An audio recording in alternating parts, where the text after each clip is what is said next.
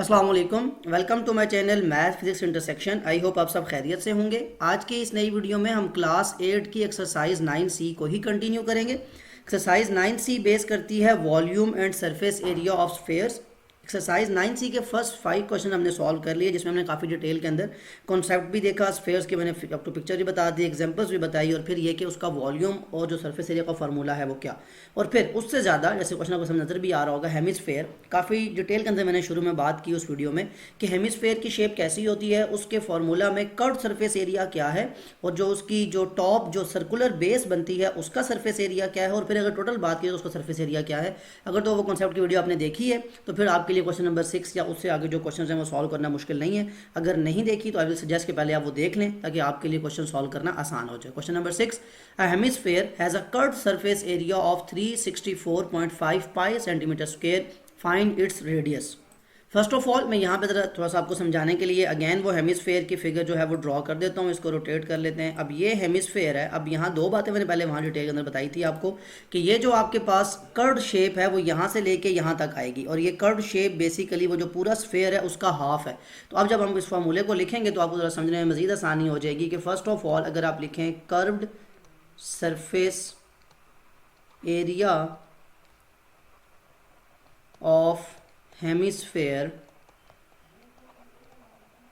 तो वो क्या बनेगा, पूरे स्फेयर का सरफेस एरिया क्या होता है 4 पाई r² बाय 2। हाफ कर देंगे इसको, ठीक है, हेमिस्फेयर के लिए। तो 2 1 ज़ार 2 2 ज़ार 4, दैट मीन अगर मैं शॉर्ट फॉर्म में लिखूं curved surface area is equal to 2 pi r²। So ये बनेगा इस हेमिस्फेयर के लिए कर्व्ड सरफेस एरिया। अब यहाँ पे आपको इस एरिया बताया गया ये कितना है 364.5, साथ में पाई और साथ में centimetre square, is equal to 2 pi, और यहाँ पे रेडियस आपका अननोन है। ये 2 पाई जो यहाँ पे हो रहा है मल्टीप्लाई वाले की क्या हो जाएगा डिवाइड, तो 364.5 पाई सेंटीमीटर स्क्वायर के डिवाइड में आ जाएगा 2 पाई, और यहाँ रह जाएगा इज इक्वल टू r²। अब क्या करेंगे, ये तो जो पाई है ये पाई से कैंसिल हो जाएगा, और उसके बाद जो आपकी डिवीजन है वो सिंपल आ जाएगी, यानी यहाँ पर कैलकुलेटर आप ले आए, इसको डिवाइड कर लें, नंबर आपके पास आ जाएगा 364.5 divided by 2, this will be equal to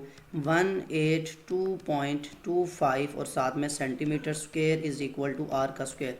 क्या आपको रेडियस का स्क्वायर चाहिए था? नहीं, तो हम क्या करेंगे, taking square root on both side. इससे पहले आप ऐसे क्वेश्चन सॉल्व कर चुके हैं। यहाँ तो स्क्वायर कट जाएगा, जब इसका स्क्वायर लेंगे तो ये आ जाएगा 13.5। तो दिस इम्प्लाइज कि जो आपका स्क्वायर रूट लेने के बाद की वैल्यू है वो है 13.5 को जरा प्लेस कर लें, 13.5 यूनिट क्या आ जाएगा सेंटीमीटर स्क्वायर, स्क्वायर तो कैंसिल हो गया, दैट मीन 13.5 सेंटीमीटर। और किसकी वैल्यू है r की, और हमने ये क्यों पॉजिटिव वैल्यू ली, क्योंकि r जो है रेडियस ये लेंथ है, और लेंथ कभी भी नेगेटिव नहीं हुआ करती, इसलिए ये r is equal to 13.5 centimetre हमारा आंसर है क्वेश्चन नंबर 6। यहाँ पे आपने हेमिस्फीयर का जो कॉन्सेप्ट है वो भी रिवाइज कर लिया, और साथ में आपने क्वेश्चन को सॉल्व भी कर लिया कि आपसे रेडियस जो पूछा गया था। मूव करते हैं क्वेश्चन नंबर 7 की तरफ। Question number 7, find the number of steel ball bearings, यानी आपको नंबर फाइंड करने के कितने स्टील बॉल बेरिंग्स आप बना सकते हैं। कब कि अगर आपके पास 1 kg ऑफ स्टील हो, आगे पूरा क्वेश्चन लिखा हुआ है, और वो जो नंबर ऑफ बॉल बेरिंग जो बनाएंगे आप, वो एक बॉल बेरिंग का डायमीटर 0.7 सेंटीमीटर भी बताया गया आपको, which can be made from 1 kg of steel. मैंने पहले बता दिया 1 kg ऑफ स्टील आपको दिया गया है, उससे आपने बनाने हैं इतने कितने नंबर ऑफ बॉल बेरिंग्स बनेंगे ये फाइंड करना है। Given that 1 centimetre of steel has a mass of 7.85 ग्राम। कहते हैं मैं खुद आपको बता रहा हूँ कि 1 सेंटीमीटर जो है, मतलब अगर आप इसको जब सॉल्व करेंगे तो आपके पास जो वैल्यू आएगी उसमें देखेंगे कि आपके 1 सेंटीमीटर ऑफ स्टील जो है उसमें कितना मास होता है 7.85 ग्राम, अगर कन्वर्जन करें उसकी। तो फर्स्ट ऑफ ऑल सोल्यूशन के अंदर आ जाएं। आपको जो दिया गया बॉल बेरिंग, तो रेडियस जो है, रेडियस ऑफ बॉल बेरिंग देखा होगा आपने, और उसका सर्कुलर शेप होती है, उसका रेडियस है वो दिया हुआ है, मतलब डायमीटर दिया हुआ है 0.7 सेंटीमीटर। तो रेडियस क्या होगा, डायमीटर का हाफ, दैट मीन 0.7 का हाफ सेंटीमीटर, और 0.7 का हाफ कैलकुलेटर यहाँ प्लेस करें, जितनी भी वैल्यूज़ आपने कैलकुलेट करनी है वो इसी के थ्रू करनी है। तो 0.7 का हाफ हो जाएगा आपके पास 0.35। तो ये अपने पास लिख भी लें, that radius is equal to 0.35 centimetre. अब रेडियस के मिलने से हम क्या कर सकते हैं, अब स्फेयर है क्योंकि बॉल बेरिंग एक स्फेरिकल शेप होती है, उसका हम वॉल्यूम फाइंड कर लेंगे, यानी जितना जो बॉल बेरिंग है उसका वॉल्यूम क्या होगा, तो हम लिखेंगे volume of ball bearing, radius तो हमारे पास आ चुका, तो वो जो बॉल बेरिंग जो स्फेरिकल शेप के अंदर है उसका वॉल्यूम आएगा 4/3 multiply pi multiply R cube. R 0.35 है, इसको 0.353 टाइम्स मल्टीप्लाई करें, अगेन 0.35, तो ये आ जाएगा 0.042875। ये मैं आर का क्यूब लेके लिख रहा हूँ, ठीक है, 4 पाई आर क्यूब होता है ना, 4/3 पाई आर क्यूब।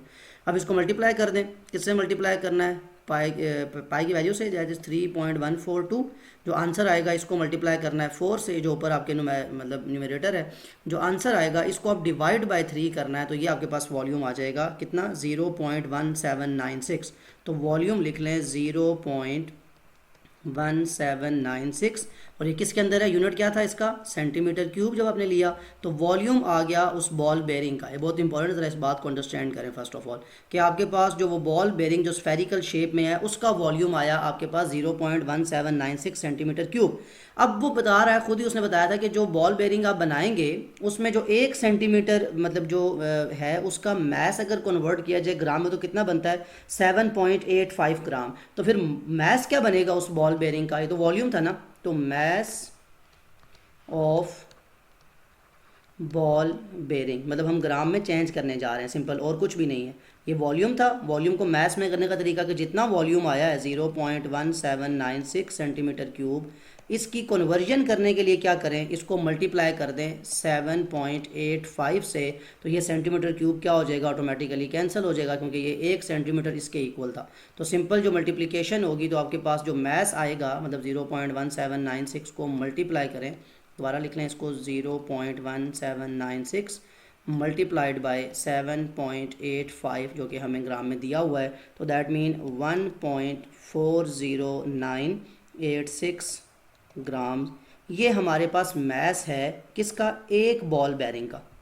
अब ज़रा क्वेश्चन में दोबारा फोकस रखें कि आपको बताया गया था कि कितना आपके पास स्टील कितना है, 1 kg ऑफ स्टील। यहाँ पे लाइन लगा के जो नेक्स्ट आपकी वैल्यूज़ हैं वो यहाँ लिख लें, कलर इसका चेंज कर लें, यहाँ लाइन लगा ताकि आपको समझ आ जाए कि कैलकुलेशंस जो हुई हुई हैं वो इसके बाद कौन सी वैल्यूज़ कहाँ लिखी हुई हैं। ओके, अब आपके पास कितना आपके पास स्टील था, steel is equal to 1 kg, और 1 kg को अगर ग्राम में चेंज करें तो कितना बन जाता है, 1000 ग्राम, क्योंकि ये हमारे पास ग्राम में है, जो मैथ ग्राम है उसमें मतलब यूनिट्स हैं होना ज़रूरी है। अब अगर क्वेश्चन आप अपने माइंड में बिठाएं कि आपके पास 1000 ग्राम ऑफ स्टील है, उसमें से आप बॉल बेरिंग बनाते हैं और एक बॉल बेरिंग का जो मैस है वो है 1.40986 ग्राम, तो कितने नंबर ऑफ बॉल बेरिंग बनेंगे। इससे पहले आपने एक्सरसाइज 9B में ऐसा क्वेश्चन किया था कि अगर आपके पास मतलब एक पोर्शन है उसको कन्वर्ट करते हैं आप किसी चीज़ के अंदर, वो कॉनिकल मतलब फनल भी था, उसके बाद कॉनिकल वो स्टील वाली बात भी थी, उसको आपने कन्वर्ट किया। यहाँ भी वही बात है कि आपके पास स्टील है 1000 ग्राम, उसमें से आपने इतने ग्राम के बॉल बेरिंग लाए तो कितने बनेंगे, तो आ जाएगा number of ball bearings is equal to 1000 gram आपके पास स्टील है, उसमें से एक जो बॉल बेरिंग है उसका मैस है 1.40986 ग्राम, तो ये ग्राम ग्राम से हो जाएगा कैंसिल। जो डिवीजन आप करेंगे यानी 1000 डिवाइडेड बाय 1.40986, तो कितना आंसर आ जाएगा 709.2। आगे तो ऑब्वियसली वो नंबर नहीं है, तो जो कंप्लीट बॉल बेरिंग्स बनेंगे वो कितने बनेंगे, ये अपने पास लिख लें 709, दैट इज़ द आंसर। ये आपके पास नंबर ऑफ बॉल बेरिंग्स हैं। दोबारा क्वेश्चन सुने कि आपको कहा जा रहा था कि आपके पास स्टील है कितनी है 1 kg, उसको आपने चेंज किया ग्राम में 1000, तो 1000 मतलब 1000 ग्राम ऑफ स्टील में से कितने नंबर ऑफ बॉल बेरिंग बन सकते हैं अगर एक बॉल बेरिंग का मैस ये हो। ये हमने कैसे फाइंड किया, पहले हमने वॉल्यूम फाइंड किया, क्योंकि हमें बताया गया था कि सेंटीमीटर जो है वो ग्राम में चेंज करना है, तो पहले हमें सेंटीमीटर क्यों में पता था कि वॉल्यूम क्या है उसका, तभी तो हमें डायमीटर दिया गया, बिकॉज बॉल बेरिंग जो है वो स्फेरिकल शेप के अंदर आती है। तो उस कॉन्सेप्ट को, स्फेयर वाले कॉन्सेप्ट को यूज़ करते हुए हमने वॉल्यूम फाइंड किया, वॉल्यूम से हमने कन्वर्ट किया मैस में, फिर मैस को देखा कि अगर आपके पास 1000 ग्राम हो स्टील का और एक मतलब जो बॉल बेरिंग है उसका ये मैस, तो डिवाइड करके हमें 709 बॉल बेरिंग्स बना सकते हैं हम इस डायमीटर के, अगर हमारे पास 1 kg ऑफ स्टील हो। ये था क्वेश्चन नंबर 7। रियल लाइफ का कॉन्सेप्ट है, ऐसे ही आपके पास क्वेश्चंस आते हैं पेपर के अंदर भी, तो इसके लिए ज़रूरी है कि आपको कॉन्सेप्ट पता हो कि हमने किस चीज़ को क्यों सॉल्व किया, क्यों वॉल्यूम फाइंड किया और क्यों डिवाइड किया। मूव करते हैं क्वेश्चन नंबर 8 की तरफ। Question number 8, a hollow aluminium sphere has an internal radius of 20 centimetre and an external radius of 30 centimetre. कहता है एल्यूमिनियम स्फेयर है लेकिन वो हॉलो है, अंदर से खाली है। अब ये 3D शेप तो मैं यहाँ नहीं फंसा, लेकिन मैं आपके पास एक 2D शेप में बना के दिखा देता हूँ कि कैसी वो बात कर रहा है, कैसा एल्यूमिनियम स्फेयर होगा। लेट सपोज अगर मैं कहता हूँ ये उसका इंटरनल है और इसी के साथ अगर आप एक ऐसा सर्कल बना लें जो इसके ऊपर ऐसे आएगा, तो let suppose this is the aluminium sphere जिसकी वो बात कर रहा है। अब यहीं पे हम अगर इसकी जो नेक्स्ट बात है उस पर फोकस रखें, मैं कलर ज़रा यहाँ से चेंज कर लेता हूँ कि अब ये इसका सेंटर पॉइंट है। इस सेंटर से कहता है ये जो रेडियस, जो इंटरनल रेडियस बनता है, आप इस लाइन के ऊपर ही रखें इसको, इस ये जो रेडियस है इंटरनल रेडियस ये उसने बता दिया हमें एक। और सेकेंडली कहता है अगर इसी लाइन को आप आगे कंटिन्यू करें, यानी यहीं से अगर दूसरी लाइन ड्रॉ कर लेता हूँ मैं, एक्सटर्नल रेडियस जो बाहर का रेडियस है उसकी वैल्यू भी अब यहाँ पे आप वैल्यू लिख लेंगे। देखें क्या बात हो रही है कि आपके पास एक हॉलो एल्यूमिनियम स्फेयर था जिसमें इंटरनल रेडियस जो अंदर है ये है 20 सेंटीमीटर और जो एक्सटर्नल रेडियस है ये है 30 सेंटीमीटर। ठीक है, जो ब्लैक लाइन जो ज़्यादा है ये एक्सटर्नल रेडियस है 30 सेंटीमीटर। कहता है अब given that the density of aluminium जिससे मिलके बना है, अब ये एल्यूमिनियम यहाँ पे होगा तो खाली जगह है सारी, ये हॉलो है, तो एल्यूमिनियम की तो जो मतलब मटेरियल हमने यूज़ किया वो ये वाली जगह है जहाँ पे एल्यूमिनियम यूज़ हुआ है। इसको मैं यहाँ पे कैसे करके बस लाइन लगा देता हूँ टू मेक श्योर कि आपको समझ आ जाए कि एल्यूमिनियम की जो मटीरियल है वो एल्यूमिनियम का कहाँ यूज़ हुआ है, इस एरिया के अंदर यहाँ पे एल्यूमिनियम है लेट सपोज। अब कहता है इस एल्यूमिनियम का मुझे बताएं कि मैस क्या होगा केजी के अंदर। अगर मैं आपको बता रहा हूँ कि एल्यूमिनियम की डेंसिटी है 2.7 ग्राम पर सेंटीमीटर। अब आपके पास यहाँ कॉन्सेप्ट है डेंसिटी, मैस और वॉल्यूम का, जो इससे पहले आप पढ़ चुके हैं कि डेंसिटी, मैस और वॉल्यूम आपस में किस रेशो के अंदर आते हैं, यानी density is equal to mass per unit volume, ये आपने पहले पढ़ा हुआ है। और डेंसिटी का यूनिट क्या होता है, सेंटीमीटर, ग्राम पर सेंटीमीटर क्यूब, यहाँ पे लिख भी लें अपने पास इसको।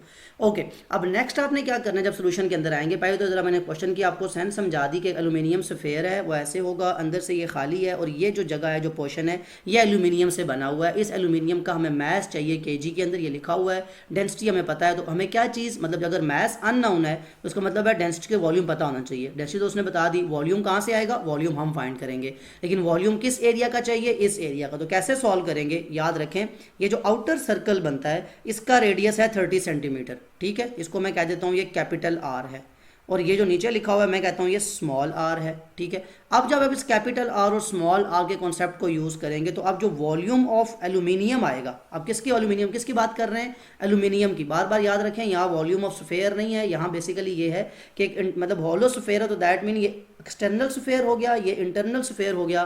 तो जब मैं बात करूँगा कि वॉल्यूम ऑफ एल्यूमिनियम जो मुझे चाहिए कि कितना एल्यूमिनियम यूज़ हुआ है उसका वॉल्यूम कितना है, तो मैं क्या करूँगा कि वो जो मेरे पास फार्मूला है 4/3 पाई आर क्यूब, जो एक्सटर्नल है इसके लिए मैं लगाऊंगा 4/3 पाई कैपिटल आर, क्योंकि ये रेडियस ज़्यादा है, इसका cube, minus 4/3 pi small R cube. यानी अगर मैं एक्सटर्नल वाले स्फेयर से इंटरनल वाला जो स्फेयर है इसको माइनस करूं तो मेरे पास ये जो ब्लू लाइंस मैंने ड्रॉ की ये वाला स्फेयर बच जाएगा। अब यहाँ इसको कैलकुलेट करना बहुत ज़्यादा आसान है। अब यहाँ से मैं ज़रा इस पूरी चीज़ को रेस कर लेता हूँ बिकॉज इसका कॉन्सेप्ट आपने देख लिया। अब आप सिंपली यहाँ वैल्यूज़ पुट करेंगे तो ये आ जाएगा 4/3 multiply by pi multiply by R cube. Radius कितना है 30, तो 30 सेंटीमीटर का क्यूब ले लेंगे जो ज़्यादा रेडियस वाला है, माइनस 4/3 मल्टीप्लाई बाय पाई, और यहाँ पे आ जाएगा आपके पास 20 सेंटीमीटर का क्यूब। अब यहाँ कैलकुलेशंस हैं, कैलकुलेटर आपको अलाउड है यहाँ से, इसलिए मैंने वो रेज़ किया कि यहाँ कैलकुलेटर प्लेस कर लेंगे अपना। अब 30 का क्यूब मतलब 30 को 3 दफ़ा मल्टीप्लाई कर लें तो आपके पास वैल्यू आ गई 27,000। 4/3 multiply pi multiply 27,000 centimetre cube, minus 4/3 multiply by pi multiply bye 20 का क्या होगा cube, 20 multiply 20 again multiplied by 20 that is 8,000, और यहाँ भी आ जाएगा सेंटीमीटर क्यूब। अब दोनों वैल्यूज़ हैं, पहले तो 27,000 को मल्टीप्लाई बाय 4 करें, यानी जो नंबर था 27,000 जो आपने क्यूब लिया इसको मल्टीप्लाई बाय 4 जो कि आपका न्यूमरेटर है, जो आंसर आए इसको डिवाइड बाय 3 कर दें तो ये आ जाएगा 36,000 सेंटीमीटर क्यूब, और साथ में पाए वो मैंने वैल्यू पुट नहीं की इसीलिए कि वो एक्यूरेसी हाई अचीव हो जाए। और यहाँ भी इसको मल्टीप्लाई डिवाइड कर लें, यानी 8,000 जो आपका क्यूब आया इसको मल्टीप्लाई 4 करें, जो आंसर आए इसको डिवाइड बाय 3 करें, दैट मीन 10,666.6 और साथ में पाई आ जाएगा और सेंटीमीटर क्यूब। अब आप इन दोनों को माइनस कर लें, जो वैल्यू आई that is 36,000 minus 10,666.6 0.6 is equal to 25333.4, जिसको राउंड ऑफ करके हम लिख सकते हैं 25,000, मतलब इसको अगर मैं लिखूं तो 25,333.4 सेंटीमीटर क्यूब। ये मेरे पास क्या आ गया है, वॉल्यूम। किसका वॉल्यूम? Volume of aluminium. अच्छा, बाकी तो सारा ठीक है। यहाँ पे सिर्फ एक ये है कि जो सेंटीमीटर क्यूब से पहले आपने पाई की वैल्यू थी, ये अपने पास मतलब आपने पाई को मल्टीप्लाई नहीं किया just to achieve your accuracy, तो ये लिखी रहने दें। अभी मैंने देखा तो मेरे पास मतलब आइडिया होगा कि इससे वैल्यूज़ लिखी हुई हैं, पाई सेंटीमीटर क्यूब। अब जो वॉल्यूम आपने फाइंड कर लिया है, ये यहाँ पे अपने पास नोट डाउन कर लें कि 25,333.4 साथ में पाई है और ये सारा सेंटीमीटर क्यूब के अंदर है। ये है वैल्यू वॉल्यूम की, वॉल्यूम ऑफ एल्यूमिनियम। आपको फाइंड क्या करना था? Mass of volume. तो इस सब को यहाँ से रेज कर लें। अब आप देखें आपके पास जो आंसर आएगा वो क्या आएगा कि मैस ऑफ एल्यूमिनियम, ये फार्मूला लिखा हुआ है आपके सामने कि मैस अगर फाइंड करना हो, इससे पहले आपने ऐसे क्वेश्चन सॉल्व किए हैं, तो क्या करेंगे? ये वॉल्यूम यहाँ पे क्या हो रहा है, मैस से डिवाइड, वाले की क्या हो जाएगा, डेंसिटी से मल्टीप्लाई। अब आपको डेंसिटी की वैल्यू पता है 2.7 ग्राम पर सेंटीमीटर क्यूब, और ये मल्टीप्लाई हो जाएगा वॉल्यूम की वैल्यू जो कि है 25,333.4 सेंटीमीटर क्यूब, और यहाँ पे क्या आ जाएगा साथ में इसके पाई। अब ये देखें, ये सेंटीमीटर क्यूब से कैंसिल आउट हो जाएगा। अब जो आपकी वैल्यू आती है ये, इसको अब मल्टीप्लाई करें आप, मल्टीप्लाई बाय 2.7 जो कि ये डेंसिटी की वैल्यू है, इसको मल्टीप्लाई करें 3.142 जो कि आपके पास पाई की वैल्यू है, तो 214,913.36, यानी इन शॉर्ट आप कह सकते हैं 21, राउंड ऑफ करें तो ऑलमोस्ट यही वैल्यू बनती है, तो 214,913.36 ये आ गया सेंटीमीटर क्यूब के अंदर। और ये क्या है, मैस, सॉरी सेंटीमीटर क्यूब तो कैंसिल हो गया था, ये किस में आपका आ गया है, मैस जो होता है ये ग्राम के अंदर आ गया। तो क्या आपको मैस ग्राम्स में पूछा गया था? नहीं, आपको मैस पूछा गया था केजी के अंदर। तो क्या करेंगे, इसको सिंपली डिवाइड कर देंगे 1000 में। क्यों डिवाइड करूंगा? क्योंकि आपको पता होना चाहिए कि 1 kg में 1000 ग्राम्स होते हैं।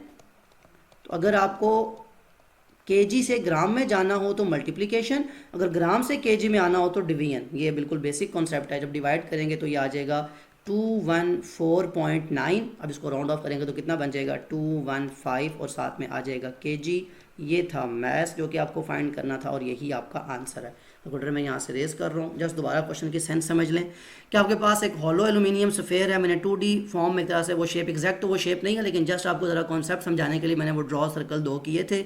बताया कि एल्यूमिनियम कहाँ पे यूज़ होगा, वो किस चीज़ की बात कर रहा है। अब वो एल्यूमिनियम जो हमने यूज़ किया उसका पहले वॉल्यूम फाइंड किया, बिकॉज हमें उसका रेडियस पता था, इंटरनल भी और एक्सटर्नल भी। उसको यूज़ करते हुए हमने वॉल्यूम फाइंड किया। अब जब एल्यूमिनियम का वॉल्यूम आ गया हमारे पास और डेंसिटी हमें ऑलरेडी गिवन है, तो उसका मैस निकालना कोई मुश्किल नहीं है। इंपॉर्टेंट बात ये थी कि लास्ट में आपको वो जो मैस ग्राम में आया उसको आपको केजी में कन्वर्ट भी करना था। ये था क्वेश्चन नंबर 8। मूव करते हैं क्वेश्चन नंबर 9 की तरफ। Question number 9, 54 solid hemispheres each of diameter 2 centimetre are melted to form a single sphere. कि आपके पास 54 सॉलिड हेमिस्फेयर्स हैं, मतलब हेमिस्फेयर पहले आपके माइंड में एकदम स्केच आ जाए उसका, और वो सॉलिड है यानी फिल्ड है, ऊपर से भी उसका सर्कुलर बेस भी कवर्ड है। ईच ऑफ डायमीटर 2 सेंटीमीटर, अब उन सब का जो डायमीटर आपको बताया गया वो 2 सेंटीमीटर है, are melted to form a single sphere, यानी उन 54 को मेल्ट करके हमने एक बहुत बड़ा सा स्फेयर बना दिया। कहता है वो जो हम बड़ा सा स्फेयर बनाएंगे उसका रेडियस क्या है ये आपको फाइंड करना है। तो फर्स्ट ऑफ ऑल जो आपको डायमीटर दिया हुआ है, diameter of hemisphere is equal to 2 centimetre. तो दैट मीन जो रेडियस होगा वो क्या होगा, d/2, और 2 सेंटीमीटर को जब 2 से डिवाइड करेंगे कटिंग होने के बाद 1 सेंटीमीटर आपका रेडियस आ जाएगा। ये आपको पहली चीज़, यानी 2 1 ज़ार कैंसिल, और ये अपने पास रेडियस नोट डाउन कर लेंगे कितना है, 1 सेंटीमीटर। हेमिस्फेयर की बात हो रही है। अब अगर आपको हेमिस्फेयर का रेडियस पता है तो कितना आसान है कि आप वॉल्यूम फाइंड कर लें। वॉल्यूम ऑफ हेमिस्फेयर, फार्मूला क्या होता है वॉल्यूम ऑफ हेमिस्फेयर का, 4/3 पाई आर क्यूब, जो मतलब आपका फार्मूला होता है स्फेयर का, उसको डिवाइड बाय 2 करना है बेसिकली, यानी 1/2 मल्टीप्लाई कर दूं, डिवाइड कर दूं किसको, 4/3 पाई आर क्यूब, जो कि स्फेयर का जो वॉल्यूम का फार्मूला है उसको डिवाइड बाय 2 करने का मतलब ये है उसको 1/2 से मल्टीप्लाई कर देना। कैलकुलेशंस हैं 2 1 ज़ार 2 2 ज़ार, तो दैट मीन आप सिंपली लिख सकते हैं 2/3 पाई आर क्यूब, ये वॉल्यूम का फार्मूला होता है एक हेमिस्फेयर के। तो अब क्या होगा, 2/3 मल्टीप्लाई बाय पाई, पाई की वैल्यू में पुट नहीं कर रहा टू फाइंड दी एक्यूरेसी, आपके पास रेडियस जो है वो 1 सेंटीमीटर है, क्यूब लेंगे तब भी 1 नहीं रहेगा, सिर्फ ये है कि सेंटीमीटर के साथ क्यूब लिखा जाएगा। 1 को 3 टाइम्स मल्टीप्लाई करेंगे, जितनी दफ़ा मल्टीप्लाई करें उसका आंसर 1 नहीं आता है। तो जब इसको मल्टीप्लाई किया तो दैट मीन 2/3 पाई, साथ में क्योंकि मल्टीप्लाई में नंबर नहीं लिख रहा तो सेंटीमीटर क्यूब। ये आ गया वॉल्यूम किसका, हेमिस्फेयर का। क्या आपके पास एक हेमिस्फेयर था? नो। तो आपको क्या लिखेंगे, 54 हेमिस्फेयर,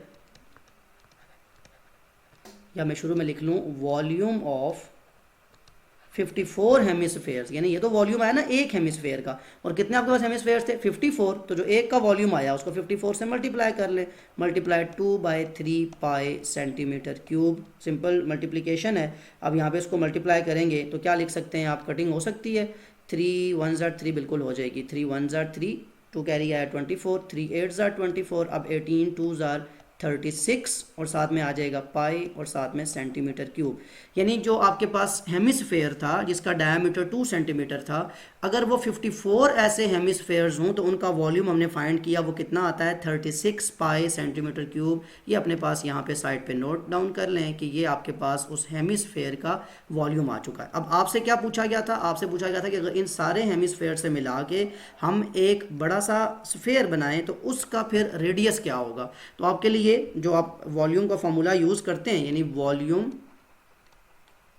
ऑफ स्फेयर, यहाँ दो बातें, वॉल्यूम ऑफ स्फेयर क्या होगा, वो जो बड़ा सा एक सिंगल स्फेयर बनाएंगे उसका वॉल्यूम यही नहीं होगा जो 54 सॉलिड हेमिस्फेयर्स को मेल्ट किया हमने, ऑब्वियसली यही होगा, 36 पाई सेंटीमीटर क्यूब। ये तो हमारा काम था ना कि 54 सॉलिड हेमिस्फेयर्स थे हमारे पास, हमने उनको मेल्ट करके उनसे मिला के एक बड़ा सा स्फेयर बनाया, तो उसका वॉल्यूम तो वही होगा। लेकिन अगर वॉल्यूम ऑफ स्फेयर का अपना फार्मूला लिखें हम, अगर फाइंड करना है हमने, तो वो फार्मूला क्या होता है, 4/3 पाई। अब मैं यहाँ कैपिटल आर यूज़ कर रहा हूँ जस्ट टू मेक श्योर कि ये बड़ा स्फेयर है, इसलिए इसका रेडियस ज़्यादा, जैसे भी आपने क्वेश्चन नंबर 8 में वो कैपिटल आर और स्मॉल आर का कॉन्सेप्ट यूज़ किया था। सो ये इसका फार्मूला है, वैल्यू तो इसकी वही रहेगी 36 पाई सेंटीमीटर क्यूब। अब यहाँ से आपको किस चीज़ की वैल्यू चाहिए, आर क्यूब की। तो ये जितनी वैल्यूज़ यहाँ लिखी हुई हैं ये वहाँ चली जाएंगी, यानी यहाँ पे ये देखें ये 3 यहाँ पे क्या हो रहा है, डिवाइड, तो वहाँ से क्या हो जाएगा, मल्टीप्लाई। तो मैं क्या लिखूँगा, R cube is equal to 36 pi centimetre cube, ये 3 डिवाइड हो रहा था, यहाँ आके मल्टीप्लाई, यहाँ ये 4 पाई इस आर क्यूब से मल्टीप्लाई हो रहा था, यहाँ आके डिवाइड, और ये मैंने पाई की वैल्यू क्यों पुट नहीं की थी, ताकि ये पाई यहाँ से कैंसिल आउट हो जाएगा। तो अब यहाँ से आपके पास जो वैल्यू बचेगी ये आ जाएगा 36, 3 कैलकुलेटर आपको अलाउड है वो यहाँ प्लेस कर लें, तो 36 मल्टीप्लाई बाई 3 ये आ जाएगा 108, साथ में पाई तो कैंसिल हो गया, डिवाइडेड बाय, अभी साथ लिख लें बाद में डिवाइड कर लीजिएगा, सेंटीमीटर क्यूब डिवाइडेड बाय 4, और ये किसके इक्वल है, आर क्यूब के। तो क्या आपको आर क्यूब की वैल्यू चाहिए थी, आपको तो सिंपल आर की वैल्यू चाहिए, तो यहाँ भी क्यूब रूट ले लें, यहाँ भी क्यूब रूट ले लें, ये तो क्यूब रूट कैंसिल आउट हो जाएगा, यानी ये क्यूब रूट जो है ये तो इसके साथ कैंसिल आउट हो गया, स्मॉल कैपिटल आर जो है ये बच गया। अब जब यहाँ क्यूब रूट लेंगे कैलकुलेटर में तो यहाँ वो क्यूब रूट आपको लेना वो नहीं है अलाउड, लेकिन मैं अगर यहाँ से इसको लेके दिखाऊँ तो सिंपल भी है वैसे तो, 108 को डिवाइड बाय 4 करेंगे तो ये आता है आपके पास 27, यानी इसी स्टेप में इसको मैं लिख देता हूँ 27 सेंटीमीटर क्यूब। अब इसका अगर आप क्यूब रूट लें, 27 किसका क्यूब होता है, 3 का, तो बड़ा सिंपल है कि रेडियस क्या आ जाएगा, 3 सेंटीमीटर, और यही आपको फाइंड करना था। अगेन सुन लें, बाकी कॉन्सेप्ट तो बहुत सिंपल है। यहाँ मैंने क्या बात की कि जब आपके पास एक छोटे हेमिस्फेयर का वॉल्यूम था उसको आपने 54 से मल्टीप्लाई किया तो ये आया 36 पाई सेंटीमीटर क्यूब। अब ये आपके पास उन 54 सॉलिड हेमिस्फेयर्स को मेल्ट करने के बाद का वॉल्यूम है, तो क्या इसी वॉल्यूम से मिल के नहीं बनाना हमने वो बिग हेमिस्फेयर, बिल्कुल इसी से बनाना है। तो दैट मीन जो वो वॉल्यूम जो बड़ा स्फेयर है सिंगल स्फेयर, उसका वॉल्यूम यही होगा जो 54 को मेल्ट करने से बना है। अब इस वॉल्यूम का फॉर्मूला मैंने खुद से लिखा, मतलब ये लिखूं या ये लिखूं बात तो एक ही है, इनकी वैल्यू तो सेम आएंगी। अब अगर इस आप आर क्यूब को यहाँ पुट करके मल्टीप्लाई डिवाइड करेंगे तो ये दोनों वैल्यू सेम है, यानी चाहे तो आप 36 पाई को सॉल्व करें चाहे इस वैल्यू को सॉल्व करें इस कैपिटल आर को फाइंड करने के बाद, क्योंकि आपको बिग स्फेयर का रेडियस नहीं पता था। तो अब दोनों वैल्यूज दोनों के आंसर सेम आएंगे, आप चेक भी कर सकते हैं इस क्वेश्चन को। सो ये वो कॉन्सेप्ट था जिसमें आपने हेमिस्फेयर से एक स्फेयर के अंदर चेंज किया और आपने कॉन्सेप्ट यूज़ किया वॉल्यूम ऑफ स्फेयर का। मूव करते हैं क्वेश्चन नंबर 10 की तरफ। Question number 10, a sphere of diameter 26.4 centimetre is half filled with acid. के एक स्फेयर है जिसका डायमीटर 26.4 सेंटीमीटर है, इसको हम हाफ फिल्ड कर रहे हैं एसिड के साथ। तो जैसे ही उसने हाफ फिल्ड की बात की तो क्या बन गया, ये आपके लिए एक हेमिस्फेयर बन गया ना, कि उसने हाफ फिल्ड कर दी है, यानी था स्फेयर लेकिन जितना उसमें एसिड डाला है तो वो जो एसिड की क्वांटिटी है उसमें वो हेमिस्फेयर एक तरह की शेप बन रही है। The acid is drained into a cylindrical beaker of diameter 16 centimetre. कहता है फिर हमने उस एसिड को मतलब निकाल के एक सिलेंड्रिकल बीकर में डाल दिया जिसका डायमीटर 16 सेंटीमीटर है। अब फाइंड करें कि वो जो बीकर है उसकी डेप्थ क्या है। तो फर्स्ट ऑफ ऑल जब सोल्यूशन के अंदर आएंगे दो बातें हैं आपके पास। पहले तो आपके पास जो स्फेयर है उसके बारे में देख लेते हैं कि उसकी आपको क्या क्या इन्फॉर्मेशन गिवन है। उसका डायमीटर गिवन है विच इज़ 26.4 सेंटीमीटर। इस बात से हमें ये आइडिया होता है कि रेडियस जो होगा वो इस डायमीटर का हाफ होगा। दैट मीन 26.4 का हाफ क्या होता है, 26.4 का हाफ करेंगे तो आपके पास आ जाएगा 13.2 और 13.2 और यूनिट साथ आ जाएगा सेंटीमीटर। ये रेडियस है उस स्फेयर का जिसकी हम बात कर रहे हैं। अब ये हाफ फील्ड है तो दैट मीन जब मैं वॉल्यूम की तरफ जाऊंगा, वॉल्यूम ऑफ स्फेयर, क्योंकि हम एसिड की बात करें तो जब भी लिक्विड की बात करते हैं वॉल्यूम में करते हैं कि कितनी उसमें क्वांटिटी थी और हमने उसको वॉल्यूम फिल किया एसिड के साथ। तो अब ये हाफ फील्ड है तो वॉल्यूम वैसे तो होता है 4/3 पाई आर क्यूब, लेकिन क्योंकि ये हाफ फील्ड है तो इसको मल्टीप्लाई 1/2 कर लेंगे, वही जो करते थे हम हेमिस्फेयर के लिए। तो ये 2 1s are 2 2s are 4, यानी सिंप्लीफाई होने के बाद 2/3 पाई आर क्यूब फार्मूला रह जाएगा। चाहे तो आप इसको एज अ हेमिस्फेयर ट्रीट करें, चाहे आप इसको हाफ फील्ड ट्रीट करें, सेम बात है, एक ही तरह की वैल्यूज़। अब वॉल्यूम के लिए क्या करना है आपको, 2/3 तो एक नंबर है, मल्टीप्लाई बाय पाई वो भी एक नंबर है, मल्टीप्लाई आर क्यूब, आर यहाँ पे आपका है 13.2, इसका क्यूब मतलब है 13.2 से फिर मल्टीप्लाई, देन 13.2 से मल्टीप्लाई तो आपके पास आ जाएगा 2299.9 which is equal to, you can simply write it as, कैसे लिख सकते हैं आप इसको, अब इसको मल्टीप्लाई भी कर लें, इसको साथ मल्टीप्लाई करके एक ही दफ़ा वैल्यू आए, जो न्यूमरेटर है इससे मल्टीप्लाई करें और फिर इसको डिवाइड बाय 3 भी कर लें, 1533.3। तो सिंपली लिखें इसको, मतलब साथ में जो आर क्यूब है इसको मैं लेने के बाद एक ही दफ़ा वैल्यू अगर लिख दूँ, सिंपल कैलकुलेशंस कर रहा हूँ, ठीक है। तो वॉल्यूम इज़ इक्वल टू 1533.312 और साथ में पाई को मैंने सॉल्व नहीं किया और ये यूनिट क्या आएगा साथ में सेंटीमीटर क्यूब। अगेन बता दूं मैंने जस्ट क्या किया कि जितनी भी आर क्यूब जो था उसकी वैल्यू को बाद में मल्टीप्लाई किया तो एक ही दफ़ा आपके पास डायरेक्ट वॉल्यूम निकालिए, पहले आप निकाल चुके हैं, इसमें कोई ऐसी चीज़ नहीं थी। और ये मैंने क्यों फाइंड किया कि अगर आपके पास एक स्फेयर है जिसका डायमीटर था उसके थ्रू अपने रेडियस निकाला, अब इसका वॉल्यूम आपके पास आ चुका है, यानी इतना, ये वॉल्यूम किसका है, ये वॉल्यूम ऑफ उस हाफ फिल्ड डायमीटर मतलब स्फेयर का भी है और ये वॉल्यूम ऑफ एसिड भी है, यानी आप इसको यहीं पे लिख सकते हैं volume of acid which is equal to volume of hemisphere, यानी वो जो हाफ फिल्ड है, दोनों बातें सेम ही हुई ना, जितना लिक्विड जितना एसिड है उतना ही तो उसका वॉल्यूम भी आएगा। अब यहाँ से हम अगली बात करें अगर, तो अब आपको क्या कहा गया है कि यही जो एसिड है इसको अब ड्रेन किया गया एक सिलेंड्रिकल बीकर में। अब फर्स्ट ऑफ ऑल आपको सिलेंडर के बारे में पता होना चाहिए, सिलेंड्रिकल बीकर कुछ इस तरह का होता है, ठीक है, ये आपके पास इसकी शेप का पता होना बहुत ज़रूरी है ताकि इसका फार्मूला आपको पता हो जो आप यूज़ करने जा रहे हैं। याद रखें कि जो सिलेंड्रिकल बीकर है अगर इसका वॉल्यूम फाइंड करना हो तो वो कैसे होता है, देखें कौन सी शेप बनती है इसकी, सर्कुलर शेप, और सेकेंडली इसकी ये जो हाइट है ये यहाँ से लेके यहाँ तक इसको हाइट कहते हैं, तो ये बनता है आपके पास जो वॉल्यूम ऑफ बीकर है ये आता है pi r square h, pi r square for this circular shape, h आपकी जो हाइट है, तो इस तरह इसका वॉल्यूम आता है सिलेंड्रिकल बीकर का। तो आपके पास ये जो सिलेंडर है इसका आपको वॉल्यूम पता हो, सॉरी ये सिलेंडर की स्पेलिंग आप दोबारा लिख लें या प्रॉपर सिलेंड्रिकल बीकर ही लिख लें, सिलेंड्रिकल बीकर, क्योंकि ये अगर आपको कॉन्सेप्ट ना पता हो, आप फार्मूला अप्लाई ना कर सकें तो क्वेश्चन आपका सॉल्व नहीं होगा। तो इसलिए मैंने यहाँ ड्रॉ कर दिया कि सिलेंड्रिकल बीकर एक ऐसी शेप होती है, इसमें अब वो एसिड हम डाल रहे हैं, ये जो वॉल्यूम ऑफ एसिड हमारे पास आया था ये हमने इसमें फिल करना है। अब वो कह रहा है क्या पता वो यहाँ तक फिल्ड होता है, क्या पता वो यहाँ तक फिल्ड होता है, जितना वो फिल्ड होगा इतनी उसकी हाइट बता दें, ठीक है, जब आप वो फिल्ड कर लेंगे। इसका डायमीटर क्या बताया गया, डायमीटर अगेन 16 सेंटीमीटर है, जो यहाँ तक बताया जा रहा है कि ये आपका 16। अब इसको मैं रेस कर रहा हूँ क्योंकि ये कॉन्सेप्ट तो आपको समझ आ चुका है। अब आप क्या करेंगे, जस्ट यहाँ पे एक लाइन लगा के, ताकि आपका जो नेक्स्ट जितना भी कॉन्सेप्ट है वो आपको पता हो कि हमने इसके बाद की जो वैल्यूज़ हैं वो यहाँ लिखी हैं और यहाँ पे हम उनको सॉल्व करने जा रहे हैं। अब देखें नेक्स्ट स्टेप के अंदर वॉल्यूम आपके पास आ चुका।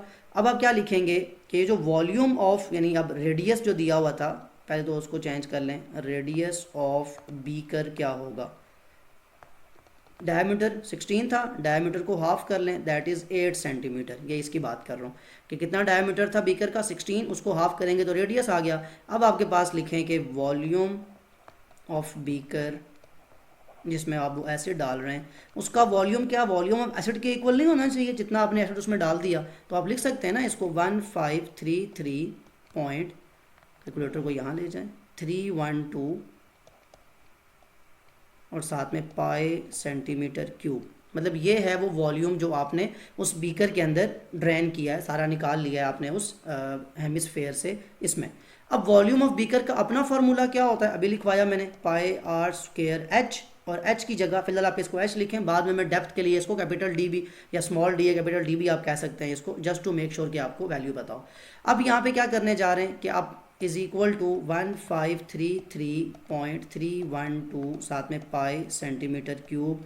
अब आप ये देखें कि आपको हाइट चाहिए, तो ये पाई आर स्क्वायर, पाई की वैल्यू लिखने की ज़रूरत नहीं है, आर स्क्वायर, आर आपका 8 सेंटीमीटर है सिलेंड्रिकल बीकर में, यहाँ ये कंफ्यूज नहीं होना कि ये जो आर है ये आपका हेमिस्फेयर का था, अगर चेंज करना चाहें तो उसको कैपिटल आर भी लिख सकते हैं ताकि आपको वो डिफ्रेंशिएट रहे कि हम किस आर की बात कर रहे हैं। ये कैपिटल आर जो है सिलेंड्रिकल बीकर का होगा और स्मॉल आर उस स्फेयर का होगा। तो क्या है 8 का स्क्वायर क्या होता है 64, तो 64 और साथ में आ जाएगा सेंटीमीटर स्क्वायर, और यहाँ पे हाइट है जो कि आपके लिए अननोन है, अगेन लिखें 1533.312 पाई सेंटीमीटर क्यूब। अब आपको h की वैल्यू चाहिए, तो ये 64 पाई जो यहाँ मल्टीप्लाई हो रहा है वहाँ क्या हो जाएगा डिवाइड, तो हाइट किसके इक्वल आ जाएगी 1533.312 साथ में पाई और साथ में सेंटीमीटर क्यूब। ये सब कुछ डिवाइड होगा किससे 64 साथ में पाई और साथ में सेंटीमीटर स्क्वायर।